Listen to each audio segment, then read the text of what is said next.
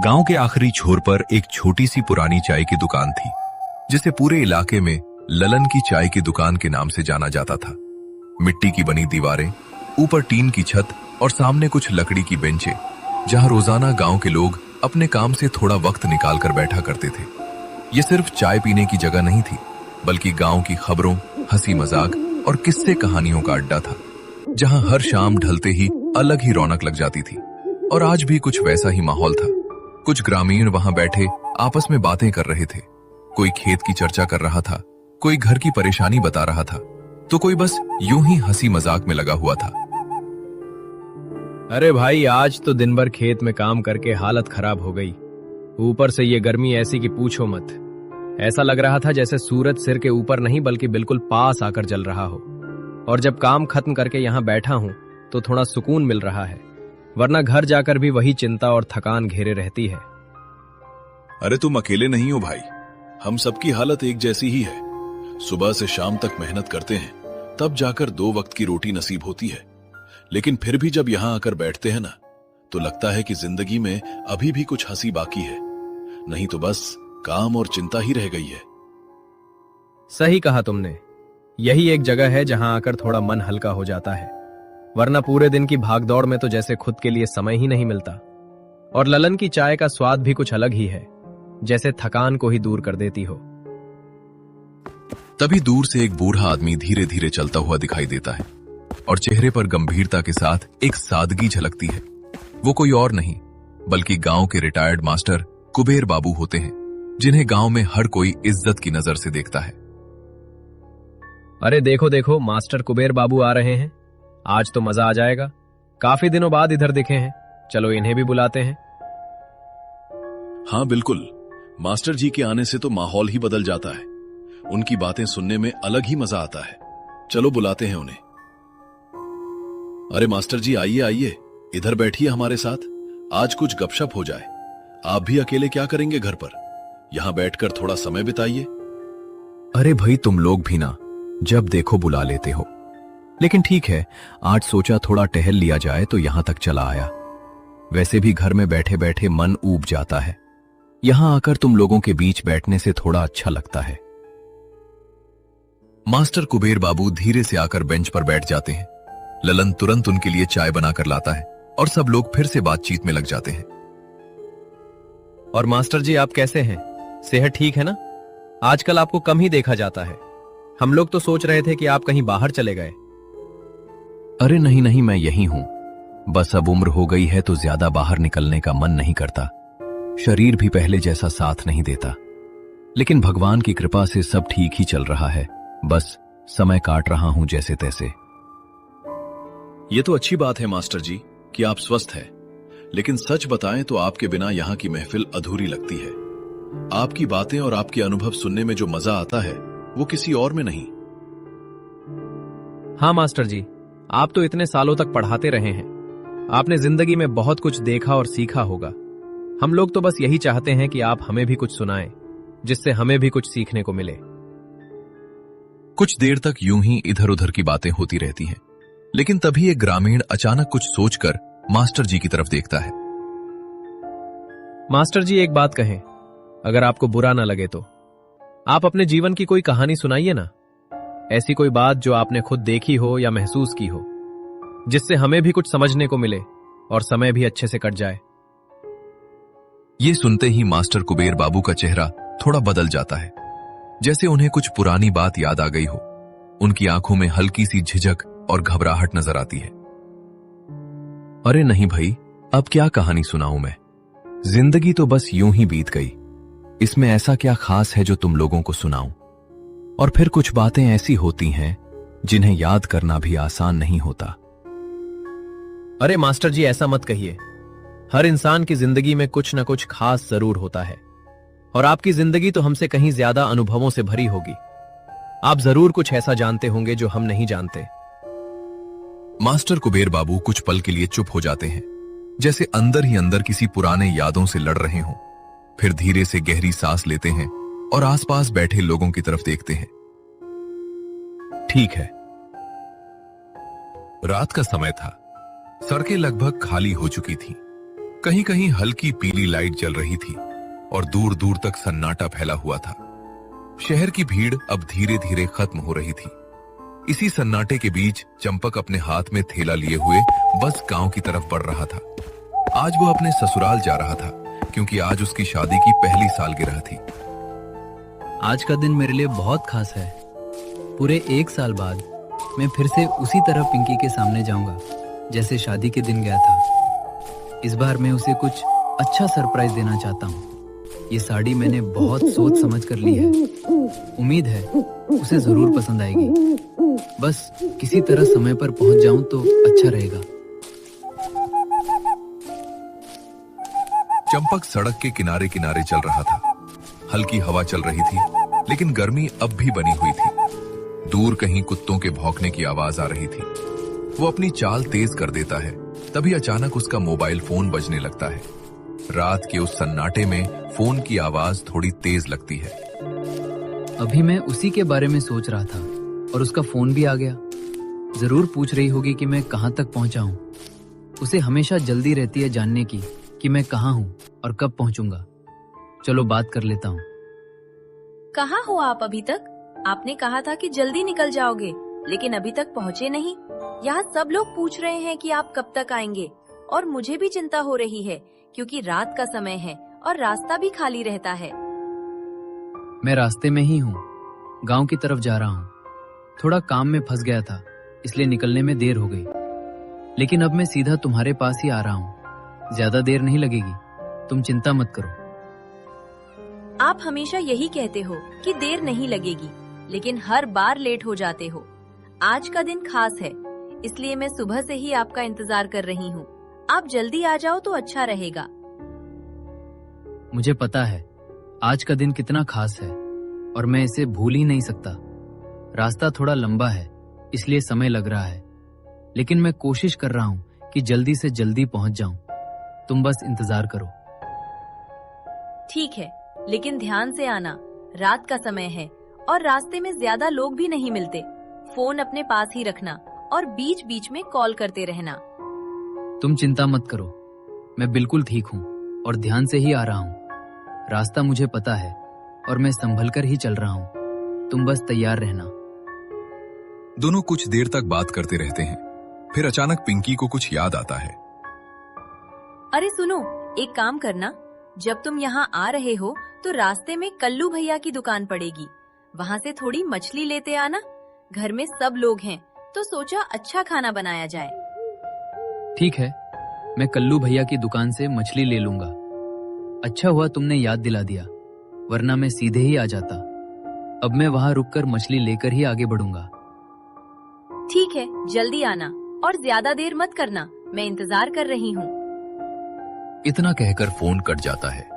Champak phone वापस जेब में रखता है और आगे बढ़ने लगता है। रात अब और गहरी हो चुकी थी। सड़क पर दूर दूर तक कोई दिखाई नहीं दे रहा था। हल्की पीली लाइटों के नीचे धूल उड़ रही थी और कहीं कहीं कुत्तों के भौंकने की आवाज सुनाई दे रही थी। चंपक धीरे धीरे उस रास्ते पर आगे बढ़ रहा था जहां आगे जाकर कल्लू भैया की दुकान पड़ती थी। कुछ ही देर बाद उसे दूर एक टिमटिमाती रोशनी दिखाई दी। जैसे जैसे वो पास पहुंचा, उसे साफ दिखने लगा कि वो एक छोटी सी दुकान है। दुकान के सामने एक टेबल रखी थी और उसके ऊपर मछलियों से भरी टोकरी रखी हुई थी। आसपास सन्नाटा था, लेकिन दुकान के पास हल्की सी हलचल थी। चंपक धीरे धीरे दुकान के पास पहुंचा। जैसे ही वो पास आया, दुकान के अंदर खड़ा एक आदमी उसकी तरफ देखने लगा। वो था कल्लू भैया।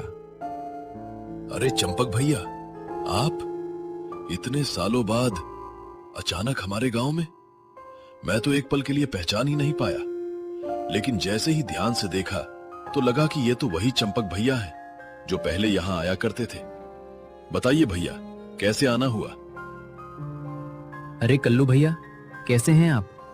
सच कहूं तो मैं भी काफी दिनों बाद इस तरफ आया हूं। काम की वजह से शहर में ही फंसा रहता हूं, लेकिन आज एक खास दिन है, इसलिए सोचा कि गांव होकर जाऊं। आप तो बिल्कुल वैसे ही लग रहे हैं जैसे पहले थे। हम तो यहीं के यहीं हैं भैया, ना कहीं गए ना कुछ बदला, बस यही दुकान और यही काम। लेकिन आप लोग तो अब शहर वाले हो गए, गांव की याद भी आती है या नहीं? और हाँ, पिंकी कैसी है? बहुत समय से देखा नहीं उसे। सब ठीक है भैया। पिंकी तो यहीं गांव में ही है अभी। मैं उसी के पास जा रहा हूँ। आज हमारी शादी की पहली सालगिरह है, इसलिए सोचा कि आज का दिन उसके साथ बिताऊं। और हाँ, उसने ही कहा कि आते वक्त आपकी दुकान से मछली लेते आना। अच्छा, तो आज सालगिरह है। बहुत बहुत बधाई हो भैया। समय कितना जल्दी बीत जाता है। अभी तो ऐसा लगता है जैसे कल ही आपकी शादी हुई थी और आज 1 साल भी पूरा हो गया। अच्छा किया जो यहां आ गए। गांव की हवा में जो सुकून है वो शहर में कहां। कल्लू भैया धीरे धीरे टेबल के पास जाते हैं और मछलियों को देखने लगते हैं। फिर एक बड़ी मछली उठाकर चंपक को दिखाते हैं। देखिए भैया, आज की ताजी मछली है, अभी अभी नदी से आई है। अगर आप चाहें तो मैं आपके लिए सबसे अच्छी वाली चुन देता हूं। सालगिरह का दिन है तो खाना भी अच्छा होना चाहिए। हाँ भैया, बिल्कुल, आप ही चुन दीजिए। मुझे तो इतना समझ नहीं आता। बस इतना ध्यान रखना कि मछली ताजी हो, क्योंकि घर में सब लोग हैं और सबको अच्छा खाना चाहिए। कल्लू भैया धीरे धीरे मछलियों को उलट पुलट कर देखने लगते हैं। उनकी हर हरकत बहुत ही सावधानी से हो रही थी, जैसे वो किसी खास चीज को चुन रहे हों। भैया, ये वाली मछली बिल्कुल सही रहेगी। न ज्यादा बड़ी न ज्यादा छोटी, और सबसे खास बात यह है कि ये बिल्कुल ताजी है। अगर इसे अच्छे से बनाया जाए तो स्वाद बहुत बढ़िया आएगा। पिंकी को भी पसंद आएगी। ठीक है भैया, यही दे दीजिए। और हाँ, थोड़ा साफ करके दे देना ताकि वहां जाकर ज्यादा परेशानी ना हो। कल्लू भैया मछली को काटने और साफ करने लगते हैं। रात के सन्नाटे में चाकू की आवाज साफ सुनाई दे रही थी। चंपक इधर उधर देखने लगता है। उसे लगता है कि दुकान के आसपास कुछ अजीब सा है, लेकिन वो ध्यान नहीं देता। भैया, आप इतने दिनों बाद आए हो, थोड़ा समय निकाल कर बैठ भी जाओ, 2 बातें कर लेंगे। वैसे भी रात का समय है, जल्दी क्या है? मन तो है भैया बैठने का, लेकिन देर हो रही है। पिंकी इंतजार कर रही होगी और घर वाले भी, इसलिए सोचा जल्दी से मछली लेकर निकल जाऊं। ठीक है भैया, जैसा आप ठीक समझो। लेकिन कभी फुर्सत मिले तो जरूर आना। गांव अब पहले जैसा नहीं रहा, बहुत कुछ बदल गया है। कल्लू भैया मछली पैक करके चंपक को देते हैं। चंपक पैसे निकालकर उन्हें देता है। ये लीजिए भैया, और धन्यवाद। आपने इतनी अच्छी मछली दे दी। आज का दिन और भी अच्छा हो जाएगा। अरे भैया, धन्यवाद की क्या बात है। आप अपने ही हैं, बस खुश रहिए। और हाँ, रात का समय है, संभल कर जाइएगा।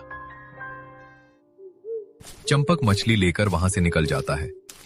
वो धीरे धीरे आगे बढ़ने लगता है, लेकिन जैसे ही वो कुछ कदम दूर जाता है, उसे पीछे से ऐसा लगता है जैसे कोई उसे देख रहा हो। रात अब पूरी तरह से अपने चरम पर पहुंच चुकी थी। आसमान में चांद तो था, लेकिन बादलों की हल्की चादर उसके सामने से बार बार गुजर रही थी, जिससे कभी रोशनी फैलती और कभी सब कुछ अंधेरे में डूब जाता। गांव की कच्ची सड़क पर सन्नाटा पसरा हुआ था। कहीं दूर से कुत्तों के भौंकने की आवाजें आ रही थीं और हवा में एक अजीब सी ठंडक घुली हुई थी। चंपक अपने हाथ में मछली का थैला लिए धीरे धीरे घर की तरफ बढ़ रहा था। उसके कदम सामान्य थे, लेकिन दिल के अंदर एक अजीब सी घबराहट थी, जिसका कारण वो खुद भी समझ नहीं पा रहा था। कुछ ही देर में वो अपने घर के सामने पहुंच जाता है, लेकिन जैसे ही उसकी नजर दरवाजे पर पड़ती है, वो ठिठक जाता है। दरवाजे के बाहर पिंकी और उसके पिताजी खड़े थे। दोनों बार बार रास्ते की तरफ देख रहे थे, जैसे किसी का बेसब्री से इंतजार कर रहे हों। पिंकी के चेहरे पर चिंता साफ झलक रही थी और उसके पिता भी असहज दिखाई दे रहे थे।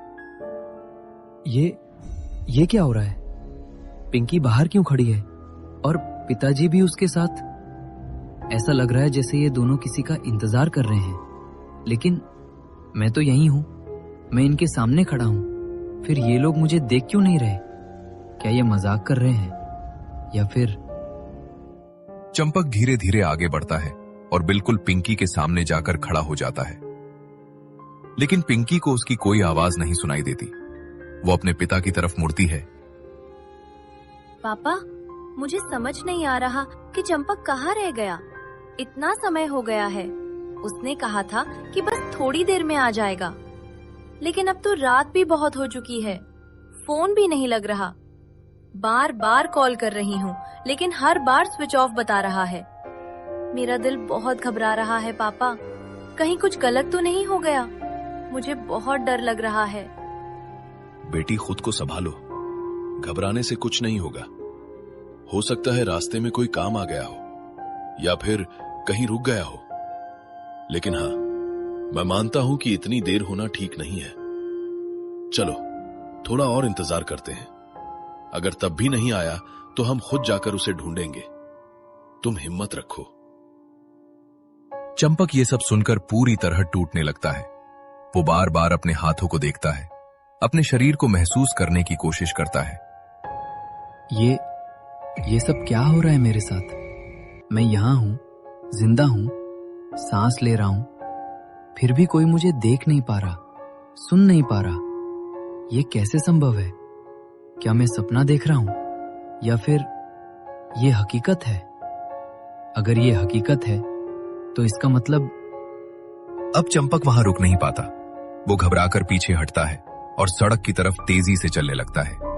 कुछ दूर जाने के बाद अचानक उसे रास्ते के किनारे एक बूढ़ा बाबा दिखाई देता है। लाल कपड़े, लंबी दाढ़ी और आंखों में एक अजीब सी गहराई। बाबा मेरी बात सुनिए। मेरे साथ बहुत अजीब हो रहा है। मेरे अपने ही मुझे देख नहीं पा रहे, सुन नहीं पा रहे, लेकिन आप मुझे देख रहे हैं। आप मेरी आवाज सुन पा रहे हैं। ऐसा कैसे? आखिर मेरे साथ क्या हो गया है? बेटा, हर किसी को हर कोई दिखाई नहीं देता। इस दुनिया में कुछ ऐसी शक्तियां भी हैं जो आम इंसान की नजर से छुपी रहती हैं। मैं वही हूं जो सिर्फ उन्हें देख सकता है, जो इस दुनिया में होते हुए भी इस दुनिया का हिस्सा नहीं रह जाते। बाबा, आप पहेलियों में बात मत कीजिए। मुझे साफ साफ बताइए, क्या मैं मर चुका हूं? नहीं, ऐसा नहीं हो सकता। मैं अभी चल रहा हूं, बोल रहा हूं, सोच रहा हूं। ये सब कैसे हो सकता है? सच्चाई हमेशा उतनी आसान नहीं होती जितनी हम सोचते हैं। याद करने की कोशिश करो बेटा। जब तुम इस गांव की तरफ आ रहे थे, उस समय रास्ते में क्या हुआ था? कोई घटना, कोई अजनबी, कुछ भी जो तुम्हें अब धुंधला धुंधला याद आ रहा हो। चंपक अपनी आंखें बंद करता है। उसके चेहरे पर तनाव साफ दिखाई देता है।